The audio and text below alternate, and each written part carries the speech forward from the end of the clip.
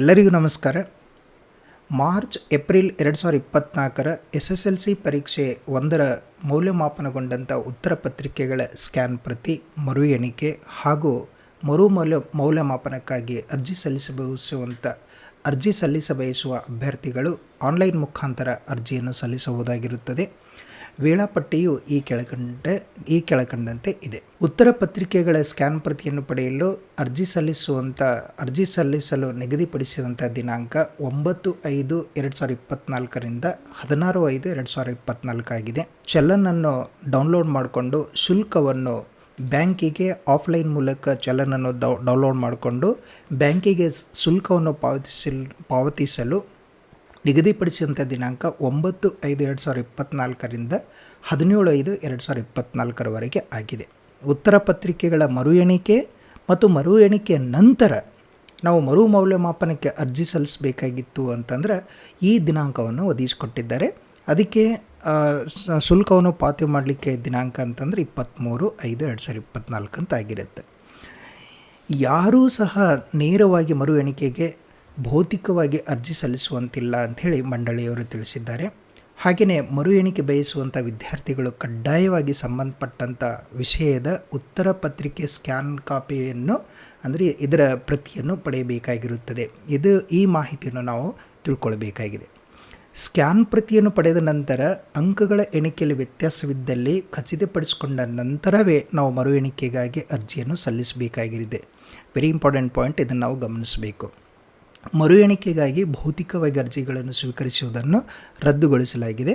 ಮರು ಎಣಿಕೆ ಬಯಸುವಂಥ ಅಭ್ಯರ್ಥಿಗಳು ಆನ್ಲೈನ್ ಮುಖಾಂತರ ಅರ್ಜಿಯನ್ನು ಸಲ್ಲಿಸಬೇಕಾಗಿರುತ್ತದೆ ಅಂಥೇಳಿ ಮಂಡಳಿಯ ಅಧಿಕಾರಿಗಳು ತಿಳಿಸಿರುತ್ತಾರೆ.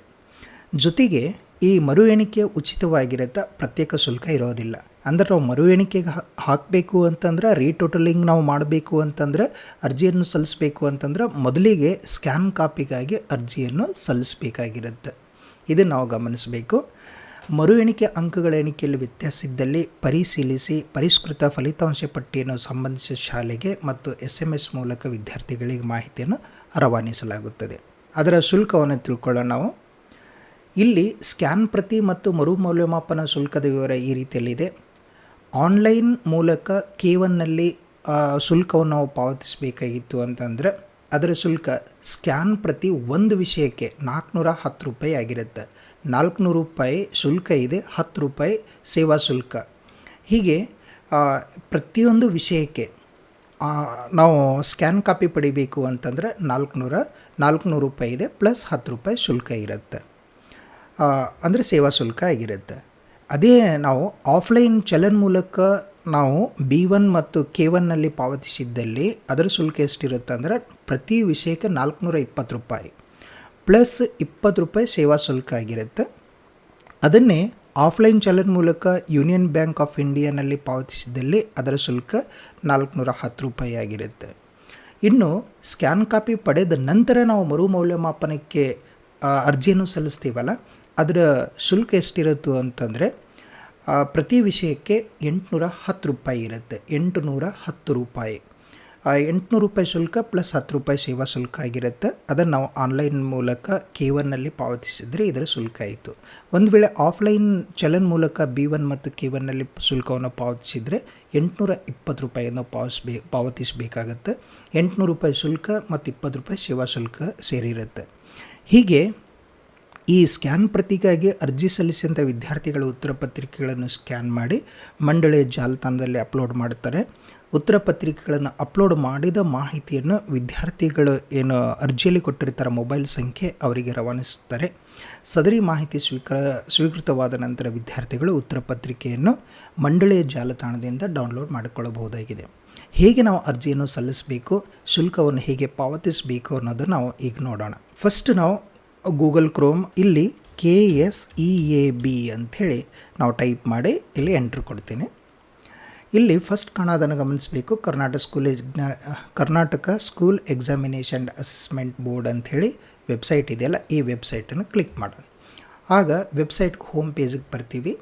ನಂತರ ಇಲ್ಲಿ ಆನ್ಲೈನ್ ಸರ್ವಿಸಸ್ ಅಂತ ಹೇಳಿದೆ. ಆನ್ಲೈನ್ ಸರ್ವಿಸ್ನಲ್ಲಿ ಇಲ್ಲಿ SSLC ಅಂತ ಹೇಳಿರುತ್ತೆ, ಇದನ್ನು ಕ್ಲಿಕ್ ಮಾಡೋಣ. ಆಗ ಫಸ್ಟು ಅಂಶ ಗಮನಿಸಿ. ಇಲ್ಲಿ SSLC 2024 exam 1 photo copy and retotalling revaluation ಅಂತ ಹೇಳಿದೆ. ಇದನ್ನು ಕ್ಲಿಕ್ ಮಾಡ್ತೀವಿ. ಆಗ ಇದರಲ್ಲಿ ನಮಗೆ ಡಿಟೇಲ್ ಮಾಹಿತಿ ಸಿಗುತ್ತೆ. ಅದರ ಡೇಟ್ ಇದೆ, ಯಾವಾಗಿಂದ ನಾವು ಅರ್ಜಿಯನ್ನು ಸಲ್ಲಿಸ್ಬೋದು ಅನ್ನೋದು ಡಿಟೇಲ್ ಇದರಲ್ಲಿ ಮಾಹಿತಿ ಸಿಗುತ್ತೆ. ಜೊತೆಗೆ ಹೌ ಟು ಅಪ್ಲೈ, ಹೇಗೆ ಅಪ್ಲೈ ಮಾಡಬೇಕು ಅನ್ನೋದನ್ನು ಸಹ ಮಂಡಳಿಯವರು ಮಾಹಿತಿಯನ್ನು ಕೊಟ್ಟಿದ್ದಾರೆ. ಹಾಗೆ ಆನ್ಲೈನ್ ಅಪ್ಲಿಕೇಶನ್ ಸಲ್ಲಿಸಲಿಕ್ಕೆ ಇದೆ. ನಂತರ ಮುಂದುವರೆದು ನಾವು ಮೊಬೈಲ್ ನಂಬರ್ ಹೇಗೆ ಚೇಂಜ್ ಮಾಡಬೇಕು ನಂತರ ಮಾಹಿತಿಯನ್ನು ಹೇಳಿಕೊಡ್ತೀವಿ. ಇಲ್ಲಿ ಆನ್ಲೈನ್ ಅಪ್ಲಿಕೇಶನ್ ಅಂತ ಹೇಳಿದೆ, ಇಲ್ಲಿನೂ ಸಹ ಕ್ಲಿಕ್ ಮಾಡ್ಬೋದು ಅಥವಾ ನೇರವಾಗಿ ಇಲ್ಲಿ ಆನ್ಲೈನ್ ಅಪ್ಲಿಕೇಶನ್ ಅಂತ ಹೇಳಿದೆ, ಆನ್ಲೈನ್ ಅಪ್ಲಿಕೇಶನ್ ಇಲ್ಲಿ ಕ್ಲಿಕ್ ಮಾಡ್ತೀವಿ. ಹಾಗೆ ಇಲ್ಲಿ SSLC 2024 ಎಕ್ಸಾಮಿನೇಷನ್ 1 ಅಂತ ಹೇಳಿದೆ. 2 ಆಯ್ಕೆಯನ್ನು ಕಾಣ್ತೀವಿ ನಾವು ಇಲ್ಲಿ, ಅಪ್ಲಿಕೇಶನ್ ಫಾರ್ ಫೋಟೋ ಕಾಪಿ, ಇನ್ನೊಂದು click here to know the status of application ಅಂತ ಹೇಳಿದೆ. First application for photo copy ಅಂತ ಕ್ಲಿಕ್ ಮಾಡ್ತೀವಿ. ಆಗ ಇಲ್ಲಿ online application for photo copy ಅಂತ ಹೇಳಿದೆ. ಇಲ್ಲಿ enter the SSLC register number ಅಂತ, SSLC ರಿಜಿಸ್ಟರ್ ನಂಬರ್ನಲ್ಲಿ ಎಂಟ್ರಿ ಮಾಡಬೇಕು. ರಿಜಿಸ್ಟರ್ ನಂಬರ್ ಎಂಟ್ರಿ ಆದ ನಂತರ ಇಲ್ಲಿ ವ್ಯೂ ಅಂತ ಹೇಳಿದೆ, ಇದನ್ನು ಕ್ಲಿಕ್ ಮಾಡ್ತೀವಿ. ಆಗ ವಿದ್ಯಾರ್ಥಿಗಳ ಡಿಟೇಲ್ ಮಾಹಿತಿ ಇದರಲ್ಲಿ ನಮಗೆ ಕಾಣುತ್ತೆ. ಇಲ್ಲಿ ಕರೆಂಟ್ ಇಯರ್ ಆ್ಯಂಡ್ ಸೆಷನ್ ಅಂತ ಹೇಳಿದೆ. ಇಷ್ಟು ಕೆಲವು ಕರೆಕ್ಷನ್ ಇಷ್ಟೇನಿದೆಯಲ್ಲ, ಇದೇ ಕರೆಕ್ಷನ್ ಮಾಡಲಿಕ್ಕೆ ಆಗೋದಿಲ್ಲ. ನೇರವಾಗಿ ನಾವೇನು ಮಾಡ್ತೀವಿ, ಯಾವ ವಿಷಯಕ್ಕೆ ನಾವು ಸ್ಕ್ಯಾನ್ ಕಾಪಿ ತರಿಸ್ಕೊಳ್ಬೇಕಾಗಿದೆ ಅಲ್ಲಿ ಸೆಲೆಕ್ಟ್ ಸಬ್ಜೆಕ್ಟ್ ಅಂತ ಹೇಳಿದೆ. ನೋಡಿ, ನಾನು ಈ ಕನ್ನಡ ಭಾಷೆಗೆ ಇದಕ್ಕೆ ಸ್ಕ್ಯಾನ್ ಕಾಪಿಯನ್ನು ಪಡ್ಕೊಳ್ಬೇಕು ಅಂತಂದರೆ ಇಲ್ಲಿ ಕ್ಲಿಕ್ ಮಾಡಿದರೆ ಸಬ್ಜೆಕ್ಟ್ ಆರ್ ಸಬ್ಜೆಕ್ಟ್ಸ್ ಅಂತ ಹೇಳಿದೆಯಲ್ಲ, ಇಲ್ಲಿ ಡ್ರಾಪ್ ಡೌನ್ ಲಿಸ್ಟ್ನಲ್ಲಿ ಎಸ್ ನೋ ಅಂತ ಹೇಳಿ ಇರುತ್ತೆ. ಎಸ್ ಅಂತ ಕ್ಲಿಕ್ ಮಾಡಿದರೆ ಇಲ್ಲಿ ಫೋಟೋ ಕಾಪಿ ಅಮೌಂಟ್ ಅಂತ ಬಂದುಬಿಡುತ್ತೆ. ಇದರಲ್ಲಿ 400 ಅಂತ ಹೇಳಿದೆ. ಅಂದರೆ ಪ್ರತಿ ವಿಷಯಕ್ಕೂ ಸಹ 400 ರೂಪಾಯಿ ಇರುತ್ತೆ. ಪ್ರತಿ ವಿಷಯಕ್ಕೆಷ್ಟು 400 ರೂಪಾಯಿಯನ್ನು 400 ರುಪೀಸ್ ಫೀಯನ್ನು ಮಾಡಿದ್ದಾರೆ. ಹೀಗೆ ಯಾವ ವಿಷಯದ ನಾವು ಫೋಟೋ ಕಾಪಿನ ತರಿಸ್ಬೇಕಾಗಿದೆ ಆ ವಿಷಯವನ್ನು ಇಲ್ಲಿ ಸೆಲೆಕ್ಟ್ ಮಾಡಬೇಕು. ನಾನು ಗಣಿತ ವಿಷಯದ ಒಂದು ಫೋಟೋ ಕಾಪಿ ತರಿಸ್ಬೇಕಾಗಿತ್ತು ಅಂತಂದರೆ ಇಲ್ಲಿ ಎಸ್ ಅಂತ ಕ್ಲಿಕ್ ಮಾಡ್ತೇನೆ. ನೋಡಿ, ಇಲ್ಲಿ 400, ಇದು 400, ಟೋಟಲ್ 800 ರುಪೀಸ್ ಅಂತ ಆಯಿತು. ಹೀಗೆ ಆಯಾ ವಿಷಯದಲ್ಲಿ ಎಸ್ ಅಂತೇಳಿ ಕ್ಲಿಕ್ ಮಾಡಿಕೊಂಡ್ರೆ ಅದರ ಅಮೌಂಟು ಸಹ ಇದರಲ್ಲಿ ಡಿಸ್ಪ್ಲೇ ಆಗುತ್ತೆ. ನಂತರ ಇಲ್ಲಿ ಕ್ಯಾಂಡಿಡೇಟ್ ಮೊಬೈಲ್ ನಂಬರ್ ಅಂತ ಹೇಳಿದೆ. ನಂತರ ಇಲ್ಲಿ ಇಮೇಲ್ ಐ ಡಿ ಆಪ್ಷನಲ್ ಇದೆ, ಇಮೇಲ್ ಐ ಡಿ ಹಾಕ್ಬೋದು, ಹಾಕದೇ ಇರ್ಬೋದು. ಬಟ್ ಕಡ್ಡಾಯವಾಗಿ ಇಲ್ಲಿ ಕ್ಯಾಂಡಿಡೇಟ್ ಮೊಬೈಲ್ ನಂಬರ್ನ ಇಲ್ಲಿ ಎಂಟ್ರಿ ಮಾಡಿವಿ. ನಂತರ ಇಲ್ಲಿ ಜನರೇಟ್ OTP ಅಂತ ಹೇಳಿದೆ. ಅಂದರೆ OTP ನಾವು ಕೊಟ್ಟಿರುವಂಥ ಇಲ್ಲಿ ಎಂಟ್ರಿ ಮಾಡಿರುವಂಥ ಮೊಬೈಲ್ ನಂಬರ್ಗೂ OTP ಬರುತ್ತೆ. ಜನರೇಟ್ OTP ಅಂತ ಕ್ಲಿಕ್ ಮಾಡಬೇಕು. ಜನರೇಟ್ OTP ಅಂತ ಕ್ಲಿಕ್ ಮಾಡಿದ ಮೇಲೆ OTP ನಮ್ಮ ಮೊಬೈಲ್ಗೆ ಜನರೇಟ್ ಆಗಿ ಬರುತ್ತೆ. ಆ OTPಯನ್ನು ನಾವಿಲ್ಲಿ ಎಂಟ್ರಿ ಮಾಡಬೇಕು.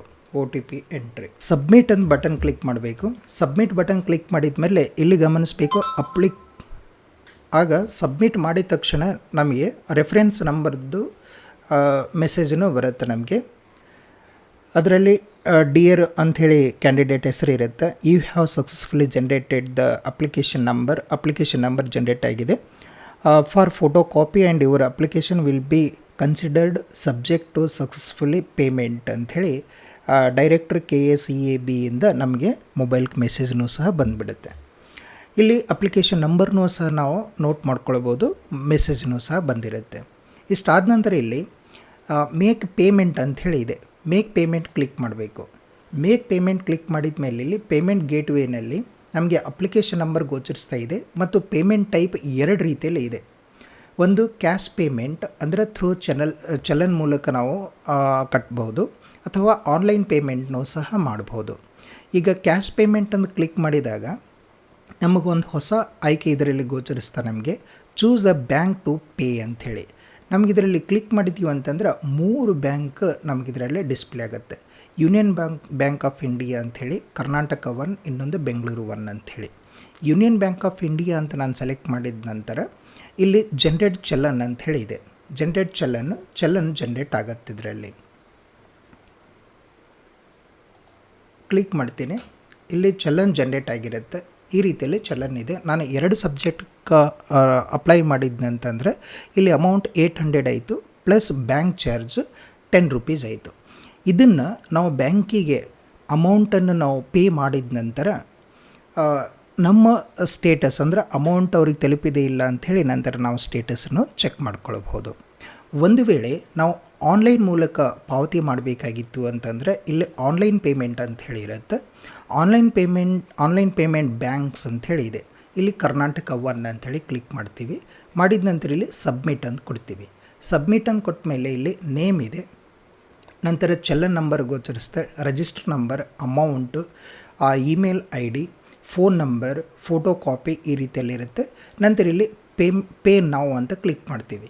ಪೇ ನಾವು ಅಂತ ಕ್ಲಿಕ್ ಮಾಡಿದ ನಂತರ ಇಲ್ಲಿ ಕರ್ನಾಟಕ ಒನ್ನಲ್ಲಿ ನಮಗಿದರಲ್ಲಿ ನೇಮು, ಚಲನ್ ನಂಬರ್ ಇಷ್ಟೆಲ್ಲ ಡಿಸ್ಪ್ಲೇ ಆಗುತ್ತೆ, ಅಮೌಂಟ್ ಡಿಸ್ಪ್ಲೇ ಆಗುತ್ತೆ. ನಂತರ ಎಲ್ಲ ಇಲ್ಲಿ ರೈಟ್ ಮಾರ್ಕ್ ಇದೆ, ರೈಟ್ ಮಾರ್ಕ್ ಕ್ಲಿಕ್ ಮಾಡಿಕೊಂಡು ಇಲ್ಲಿ ಪೇಟಿಎಮ್ ಅಥವಾ ಹೀಗೆ 3 ಆಯ್ಕೆ ಇರುತ್ತೆ. ನಾವು ಒಂದು ಆಯ್ಕೆಯನ್ನು ಇಲ್ಲಿ ಸೆಲೆಕ್ಟ್ ಮಾಡ್ಕೊಳ್ತೀವಿ. ಸೆಲೆಕ್ಟ್ ಮಾಡಿದ ನಂತರ ಇಲ್ಲಿ ಪೇಮೆಂಟ್ ಮೋಡ್ನಲ್ಲಿ ಇಷ್ಟು ನಮಗೆ ಕ್ರೆಡಿಟ್ ಆರ್ ಡೆಬಿಟ್ ಕಾರ್ಡ್ ಮೂಲಕನೂ ನಾವು ಪೇಮೆಂಟ್ ಮಾಡ್ಬೋದು, ನೆಟ್ ಬ್ಯಾಂಕ್ ಮೂಲಕ ಪೇಮೆಂಟ್ ಮಾಡ್ಬೋದು, ಅಥವಾ UPI ಮೂಲಕನೂ ಸಹ ನಾವು ಪೇಮೆಂಟ್ ಮಾಡ್ಬೋದು. ಒಂದು UPI ಸೆಲೆಕ್ಟ್ ಮಾಡ್ಕೊಂಡು ಇಲ್ಲಿ ಕಂಟಿನ್ಯೂ ಫಾರ್ ಪೇಮೆಂಟ್ ಅಂತ ಕ್ಲಿಕ್ ಮಾಡ್ತೀವಿ. ಇಲ್ಲಿ ಓಕೆ ಅಂತ ಕ್ಲಿಕ್ ಮಾಡಬೇಕು. ಮಾಡಿದ ನಂತರ ಇಷ್ಟು ಆಯ್ಕೆ ಇದರಲ್ಲಿ ನಮಗೆ ಕಾಣುತ್ತೆ. ಇಲ್ಲಿ ಫೋನ್ ನಂಬರ್ ಎಂಟ್ರಿ ಮಾಡಬೇಕು. ಇಲ್ಲಿ ಫೋನ್ ನಂಬರ್ ಎಂಟ್ರಿ ಮಾಡಿ ನಾವು ಅಮೌಂಟನ್ನು ಪೇ ಮಾಡ್ಬೋದು. Pay using UPI or QR ಅಂಥೇಳಿ ಇದೆ. QR ಕೋಡಿಂದ ಅಥವಾ UPI ಇದರಿಂದ ಪೇಮೆಂಟನ್ನು ಮಾಡಬಹುದು. ಹೀಗೆ ನಾವು ಪೇಮೆಂಟನ್ನು ಮಾಡ್ತೀವಿ. ಹೀಗೆ ಅಪ್ಲಿಕೇಶನ್ ಫಾರ್ ಫೋಟೋ ಕಾಪಿಗಾಗಿ ನಾವು ಅಪ್ಲಿಕೇಶನ್ನು ಸಲ್ಲಿಸಿದ್ದೀವಿ. ಈಗ ಪೇಮೆಂಟ್ ಸ್ಟೇಟಸ್ ಚೆಕ್ ಮಾಡ್ಕೊಳ್ಬೇಕಾಗಿತ್ತು ಅಂತಂದರೆ ಇಲ್ಲಿ ಪೇಮೆಂಟ್ ಸ್ಟೇಟಸ್ ಅಂತ ಕ್ಲಿಕ್ ಮಾಡ್ತೀವಿ. ಇಲ್ಲಿ ರಿಜಿಸ್ಟರ್ ನಂಬರ್ ಎಂಟ್ರಿ ಮಾಡಿದ ನಂತರ ಇಲ್ಲಿ ಸ್ಕೂಲ್ ಕೋಡು, ನಂತರ ಕ್ಯಾಂಡಿಡೇಟ್ ನೇಮ್, ಸೆಂಟ್ರ್ ಕೋಡ್ ಇದರಲ್ಲಿ ಡಿಸ್ಪ್ಲೇ ಆಗುತ್ತೆ. ಹೀಗೆ ನಾವು ಪೇಮೆಂಟ್ ಸ್ಟೇಟಸನ್ನು ಚೆಕ್ ಮಾಡ್ಕೊಳ್ಬೋದು. ಇನ್ನು ಅಪ್ಲಿಕೇಶನ್ ಸ್ಟೇಟಸ್ ಚೆಕ್ ಮಾಡಬೇಕಾಗಿತ್ತು ಅಂತಂದರೆ ಇಲ್ಲಿಯೂ ಸಹ ನಾವು ರಿಜಿಸ್ಟರ್ ನಂಬರ್ ಎಂಟ್ರಿ ಮಾಡಿ ಇಲ್ಲಿ ಸಬ್ಮಿಟ್ ಅಂತ ಕೊಡ್ತೀವಿ. Please check the payment status ಅಂತ ಹೇಳಿದೆ. ಮೊದಲು ಪೇಮೆಂಟ್ ಸ್ಟೇಟಸನ್ನು ಚೆಕ್ ಮಾಡ್ಕೊಳ್ಬೇಕಾಗತ್ತೆ. ಫಸ್ಟು ಪೇಮೆಂಟ್ ಸ್ಟೇಟಸನ್ನು ಚೆಕ್ ಮಾಡ್ಕೊಳ್ತೀವಿ. ನಾವು ಪೇಮೆಂಟ್ ಸ್ಟೇಟಸನ್ನು ಚೆಕ್ ಮಾಡ್ಕೊಳ್ಬೇಕಾಗಿತ್ತು ಅಂದರೆ ಬ್ಯಾಂಕಿಗೆ ಚಲನ್ ತುಂಬಿರ್ತೀವಿ, ಪೇಮೆಂಟ್ ಚೆಕ್ ಮಾಡ್ಕೊಳ್ಬೇಕಾಗಿತ್ತು ಅಂತಾರೆ ನೋಡಿ. ಇಲ್ಲಿ ನಮಗೆ 2 ಆಯ್ಕೆ ಇದೆ. ಒಂದು ಇಲ್ಲಿ ಏನಂತಂದರೆ ಚಲನ್ ಪೇಮೆಂಟ್ ಸ್ಟೇಟಸನ್ನು ಚೆಕ್ ಮಾಡ್ಕೊಳ್ಬೇಕಾಗಿದೆ. ನಾವು ಈಗ ಪೇಮೆಂಟ್ ಸ್ಟೇಟಸನ್ನು ಹೇಗೆ ಚೆಕ್ ಮಾಡ್ಕೊಳ್ಬೇಕು ಅನ್ನೋದನ್ನು ನೋಡಬೇಕಾಗಿತ್ತು ಅಂತಂದರೆ ಇಲ್ಲಿ ರಿಜಿಸ್ಟರ್ ನಂಬರ್ ಅಂತ ಹೇಳಿದೆ. ಇಲ್ಲಿ ಕ್ಲಿಕ್ ಮಾಡ್ತೀವಿ. ರಿಜಿಸ್ಟರ್ ನಂಬರ್ನು ಎಂಟ್ರಿ ಮಾಡಿದ ನಂತರ ಕ್ಲಿಕ್ ಮಾಡಿದಾಗ ಕ್ಯಾಂಡಿಡೇಟ್ ನೇಮ್, ಆಮೇಲೆ ಸ್ಕೂಲ್ ಕೋಡ್, ಸೆಂಟರ್ ಕೋಡ್ ಇದರಲ್ಲಿ ಕಾಣುತ್ತೆ. ಜೊತೆಗೆ ವಿದ್ಯಾರ್ಥಿಯ register number, application type, application number, subject, ಯಾವ ಸಬ್ಜೆಕ್ಟ್ಗೆ ಅಪ್ಲೈ ಮಾಡಿದ್ದೀವಿ ಆ ಸಬ್ಜೆಕ್ಟು, ಆಮೇಲೆ ಪೇಮೆಂಟ್ ಸ್ಟೇಟಸ್. ಇಲ್ಲಿ ಪೇಯ್ಡ್ ಇತ್ತಂತಂದರೆ ನಾವು ಅಪ್ಲೈ ಮಾಡಿದ್ದು ನೆಕ್ಸ್ಟ್ ಏನಂತ ನಮ್ಮ ಫೋಟೋ ಕಾಪಿ ಅವರು ಅಪ್ಲೋಡ್ ಮಾಡ್ತಾರಂತೆ. ಇಲ್ಲಿ ಪೇಮೆಂಟು ಪೇಯ್ಡ್ ಅಂತ ಬರಬೇಕು. ಇನ್ನೂ ಪೇಮೆಂಟ್ ಪೇ ಆಗಿಲ್ಲ, ಅದಕ್ಕಾಗಿ ಇಲ್ಲಿ ನಾಟ್ ಪೇಯ್ಡ್ ಅಂಥೇಳಿ ಇದೆ. ಜೊತೆಗೆ ಚಲನ್ ಡೌನ್ಲೋಡ್ ಡಿಟೇಲ್, ಯಾವಾಗ ಆ ಅಪ್ಲಿಕೇಶನ್ ನಂಬರು ಮತ್ತು ಬ್ಯಾಂಕ್ ನೇಮು, ಫೀ ಎಷ್ಟು, ಕಮಿಷನ್ ಎಷ್ಟು, ಆಮೇಲೆ ಡೌನ್ಲೋಡ್ ಡೇಟ್ ಇದರಲ್ಲಿ ಗೋಚರಿಸ್ತಾ ಇದೆ. ಪೇಮೆಂಟ್ ಡಿಟೇಲ್ ಇನ್ನೂ ಪೇಮೆಂಟ್ ಆಗಿಲ್ಲ, ಪೇಮೆಂಟ್ ಆಗಿತ್ತು ಅಂತಂದರೆ ಇಲ್ಲಿ ಪೇಮೆಂಟ್ ಡಿಟೇಲ್ ನಮಗೆ ಕಾಣುತ್ತೆ ಇದ್ರಾಗ. ಹೀಗೆ ಆನ್ಲೈನ್ ಅಪ್ಲಿಕೇಶನ್ ಭರ್ತಿ ಮಾಡಿದ ನಂತರ ಅದರ ಸ್ಟೇಟಸನ್ನು ನೋಡಬೇಕಾಗಿತ್ತು ಅಂತಂದರೆ click here to know the status of application ಅಂತ ಹೇಳಿದೆ. ಇಲ್ಲಿ ಅಪ್ಲಿಕೇಶನ್ ನಂಬರ್ನು ಎಂಟ್ರಿ ಮಾಡ್ತೀವಿ, ನಂತರ ಸಬ್ಮಿಟ್ ಅಂತ ಕೊಡ್ತೀವಿ. ಪ್ಲೀಸ್ ಚೆಕ್ ದ ಪೇಮೆಂಟ್ ಅಂತ ಹೇಳಿರುತ್ತೆ. ಪೇಮೆಂಟ್ ಆದ ನಂತರ ಮಾತ್ರ ನಮ್ಮ ಅಪ್ಲಿಕೇಶನ್ ಸ್ಟೇಟಸನ್ನು ನೋಡಬೇಕು. ನಂತರ ಹೇಗೆ ಡೌನ್ಲೋಡ್ ಮಾಡ್ಕೊಳ್ಬೇಕು ಅನ್ನೋದ್ರ ಬಗ್ಗೆ ನಾನು ಮತ್ತೊಂದು ವಿಡಿಯೋದಲ್ಲಿ ಹೇಳಿಕೊಡ್ತೀನಿ. ವಿಡಿಯೋ ವೀಕ್ಷಣೆ ಮಾಡಿದ್ದಕ್ಕಾಗಿ ತಮಗೆಲ್ಲರಿಗೂ ಧನ್ಯವಾದಗಳು. ನಮಸ್ಕಾರ.